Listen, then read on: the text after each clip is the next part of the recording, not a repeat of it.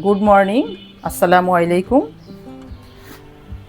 Nishat city কুকিংয়ের পক্ষ থেকে সকালের শুভেচ্ছা জানিয়ে সবাইকে শুরু করছি।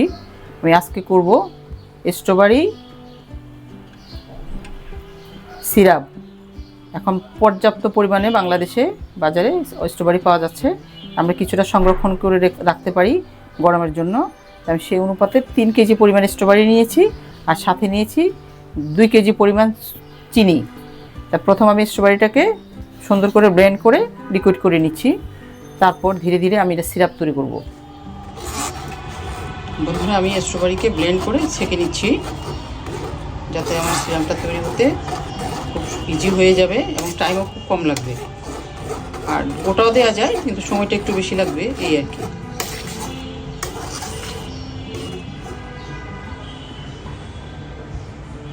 আমার স্ট্রবেরি লিকুইড করা হয়ে গিয়েছে। এখন আমি এটাকে রান্নার জন্য রেডি করব। এখন আমি ধীরে ধীরে নাড়বো, এবং ধীরে ধীরে নাড়তে হবে, নাহলে সুগার লেগে যাবে, আমার সিরাপে গন্ধ হয়ে যাবে। হাঁড়ির নিচে লাগতে দেওয়া যাবে না, ধীরে ধীরে নাড়তে থাকবো। আর প্রথম একটু লিকুইড হালকা হয়ে যাবে, পরে ধীরে ধীরে আবার গাঢ় হবে।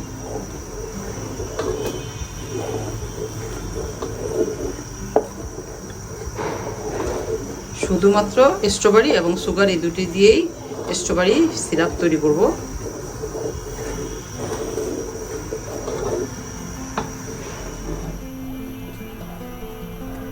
স্ট্রবেরি সিরাপ আমার বলক আসার অবস্থা। এটা ভালো করে একটু জাল করে রাখলে তাহলে আমরা দীর্ঘদিন ধরে ফ্রিজে সংরক্ষণ করা যাবে। স্ট্রবেরি সিরাপ আর বলক আসার সময় হয়ে এসছে। একটু ভালো করে কয়েকবার বলক আসতে হবে, না হলে ফ্যাসফ্যাসা গন্ধ হয়ে যাবে ফ্রিজে রাখলেও। এটা ভালোভাবে একটু জাল করব, তাহলে দীর্ঘ সময় সংরক্ষণ করা যাবে। বন্ধুরা, আমার স্ট্রবেরি সিরাপ একদম গটগট করে বলক আসছে। আমি 10 মিনিট পর্যন্ত জাল করছি। এখন আমি নামিয়ে ফেলবো।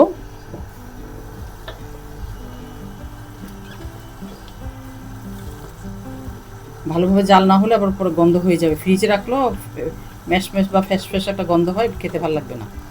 এই জন্য ভালো করে একটু জাল করব। বন্ধুরা, তৈরি হয়ে গিয়েছে আমার স্ট্রবেরি সিরাপ।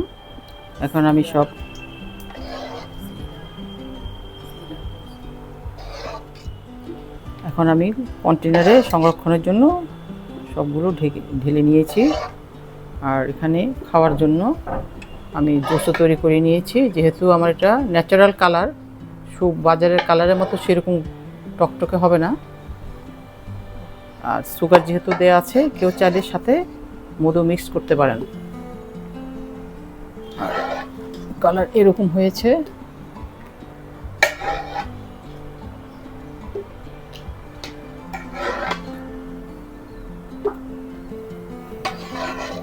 আমরা চাইলে স্ট্রবেরি সিরাপ এভাবে সংরক্ষণ করে রাখতে পারি, গরমে আমাদের ভালো কাজে আসবে। স্ট্রবেরিতে প্রচুর পরিমাণে অ্যান্টিঅক্সিডেন্ট আছে, যেটা আমাদের স্কিনকে খুব ভালো রাখবে। পর্যাপ্ত পরিমাণে ভিটামিন সি। নিশাত সিটি কুকিংকে যে যেখান থেকে দেখছেন, কাছে ও দূরের সবাইকে অনেক অনেক শুভেচ্ছা জানিয়ে আজকের মতো এখানে বিদায় নিচ্ছি। ভালো থাকবেন, সুস্থ থাকবেন, সবার সুস্থতা কামনা করছি। আসসালামু আলাইকুম ওয়া রাহমাতুল্লাহি ওয়া বারাকাতুহু।